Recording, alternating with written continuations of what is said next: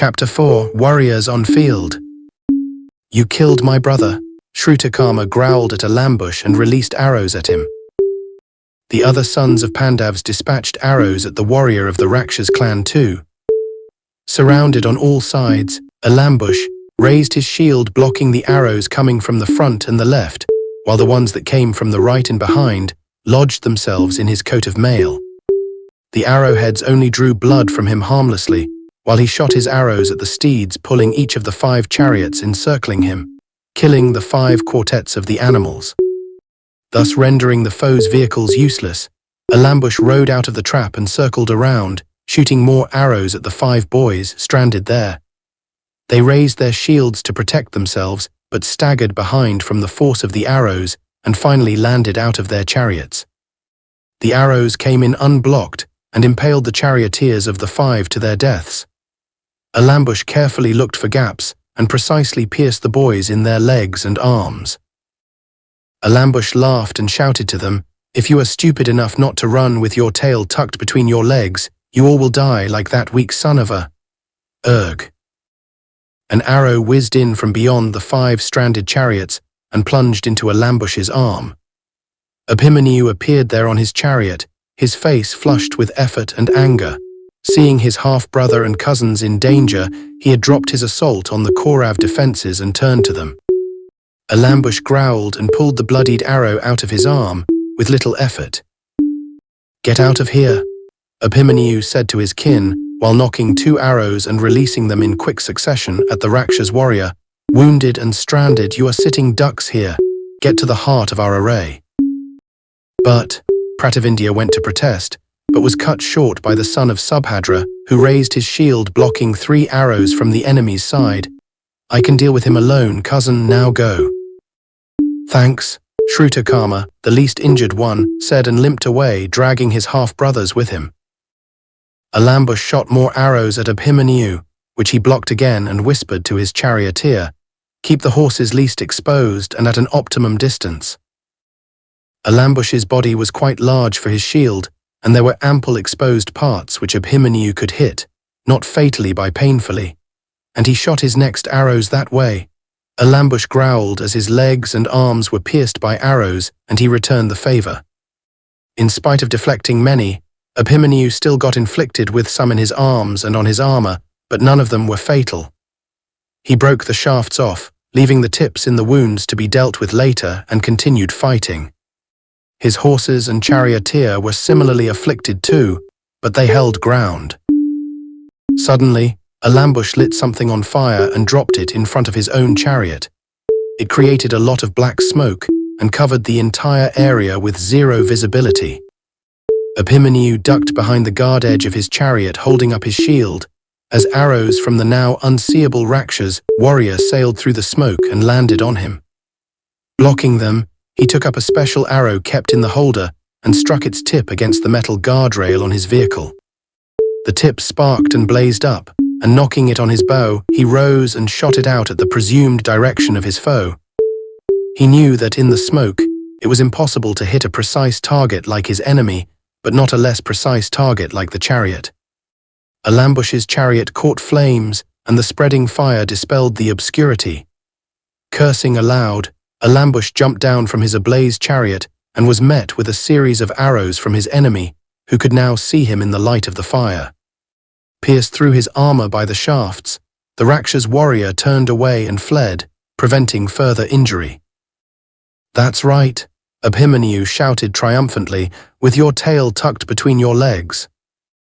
Then he said softly to his charioteer, "Now, to what we were doing before." With their array breaking down and the Pandav penetrating deep inside, on which the Kaurav generalissimo counted, Bhishma himself now left his post and fell inwards into the heart of the square, ready to protect the grandsons on his team. His idea was to let the opponent penetrate the array in hope of getting to the Kaurav brothers, while the warriors along the edges would then close in, literally folding the square structure and crushing the Pandav from all sides. As Abhimanyu went for his Kaurav uncles again, Bhishma blocked his path and with steady arms shot 3 arrows in his direction. One broke through the edge of the chariot, One almost went clean through the shield that Abhimanyu raised up, thus gashing his arm, and the final went through the armor on one of the horses on his chariot, killing it instantly. Bhishma was carrying his special arrows, which were made of a special hard alloy that could pierce through ordinary armors and shields.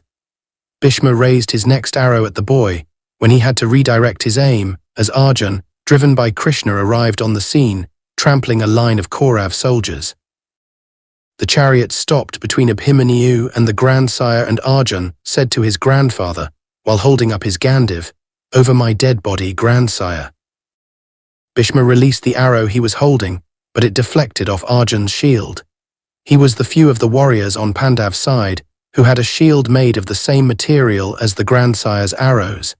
Bhishma was now joined by his companions from his previous post, along with a section of the elephantry. Changing positions, the remaining Pandav brothers and some of their trusted commanders also joined Arjun. Then began the battle of arrows as both sides began shooting the shafts. The Yadav, Satyaki, engaged with Kripa in a one-on-one archery fight. Finding a chance, Bhim's chariot broke through a gap towards Duryodhan and his brothers, but the way disappeared soon as two elephants blocked his path, along with a line of soldiers with full-body shields. Taking up his mace, Bhim jumped down and bludgeoned through the defense line, routing the ones that were not smashed. The nearest elephant trumpeted as arrows rained upon Bhim from atop it. Raising his shield to block them, Bhim jumped up on the trunk of the creature, held onto one of its tusks, and used his mace 3 times in a row, smashing the elephant's face. With an ear-splitting trumpet, the animal collapsed, just as Bhim landed on his feet. The other elephant turned around in fear and broke into the Kaurav ranks, smashing several riders and soldiers underneath its feet. To protect themselves from the panicking elephant, Duryodhan and his brothers retreated beyond sight, while Bhim laughed. On the other hand, from arrow strikes by Bhishma, Arjun faltered behind on his chariot, while his arrows were easily blocked by the grandsire's shield. This was because the different alloy made Bhishma's shaft denser, thus giving it more momentum. But Arjun continued replying to his grandsire with kind. To ease his old arms, there was a rotatable mount for the grandsire's bow on his chariot, on which he affixed his bow vertically and simply controlled the direction while pulling the string with each shot. That made the strikes easier for him, but stronger for the one taking it or blocking it. Bhishma's charioteer used a spear to plunge at any enemy soldier that closed in on them. The soldiers directly behind the grandsire's chariot remained protected from Arjun and freely felled down riders and soldiers on the opposite side. The Panchal army then closed in, headed by the Pandav generalissimo Drishtadyumna. 2 of his arrows hit the grandsire before he turned his shield in the new enemy's direction, but they had only gashed his arm and harmlessly glanced off his metal armor. "There is an opening. Hit him, Arjun," Krishna said, and Arjun replied, "The grandsire is engaged with another Madhav, and I have found my next opponent." The Kaurav array had undergone massive change, and preceptor Dran now rushed towards Arjun. The eyes of the mentor and the disciple met, and then the 2 exchanged arrows. As they released their arrows and blocked their opponents, they both realized that none recognized the other as anything more than foe. The intensity of the shots increased, and the strikes started putting dents on the chariots. Strong winds started blowing now, and Dran was joined by some warriors of Trigata. Apparently they were not much seasoned archers and shot straight at Arjun. The wind deflected all their shafts, and none found their target.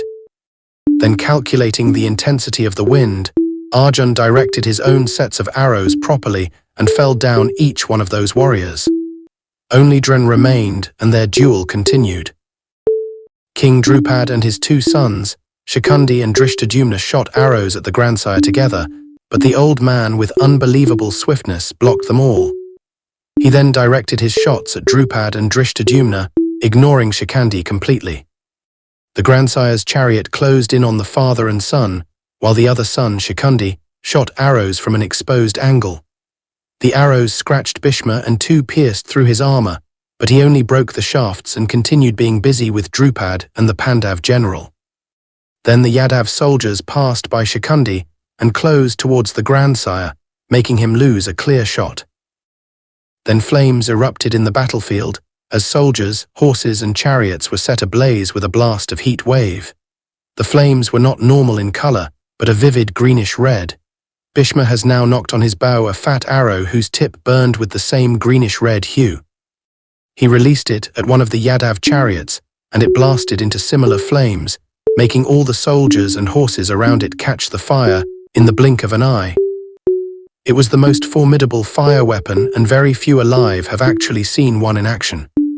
It was some primitive Indian form of Greek fire, and it cannot be put out by water. Seeing it, the Pandav common soldier started fleeing, shouting, "The grandsire has released the divine wrath." With the protection of their soldiers thinning, Bhishma directed his next arrows at Drupad, and he immediately turned around and ran. Then he turned his aim at Drishtadyumna, who was shouting to his soldiers, "Hold your ground, use your shields." As the grandsire was about to release his arrow, enemy arrows whizzed past his arm. The four Pandavs, Yudhishthira, Bhim, Nakul and Sahadev encircled their grandsire now. But within the next second, Yudhishthira jumped down on the ground and rolled away as his chariot burst into flames. Arjun felt the heat of the fire and found his preceptor dropping the fight and receding away to safety from the grandsire's circle of destruction. Arjun turned around and was horrified to see that while blocking a barrage of arrows from his brothers, Bhishma was knocking another fire arrow. Arjun took aim, and before Bhishma could release the arrow, his bow broke in half, with Arjun's shaft sticking out of it. Bhishma's jaws clenched, turning at his archer grandson, and he picked up another more handy bow, while he rose from the seat within his specially equipped chariot. He knocked the blazing arrow on it and shot at Arjun. Arjun ducked, and the arrow hit the pole that held his umbrella. But with a sizzle, the fire went out and black smoke rose from the buried tip. Thankfully, the specially designed chariot was resistant to this Indian version of Greek fire. Arjun shot back an arrow and Bhishma blocked it on his shield, before releasing another fire arrow at the remaining Pandavs, who now retreated to a broader circle. One by one their chariots were set ablaze, and they had to jump down to avoid getting burned. Arjun constantly shot arrows at his grandfather with the desire to break his second bow, but he was efficiently and constantly blocked by his skillful grandfather. Another blazing arrow came for Krishna now, and as he dodged, it lodged itself into the charioteer's backrest, which too was resistant. "Kill him, Arjun," Krishna shouted now. "Find an opening and end this." The grandsire now aimed at Yudhishthira and shot his next fire arrow. He would have been incinerated had Nakul not jumped on him and pulled him to the ground.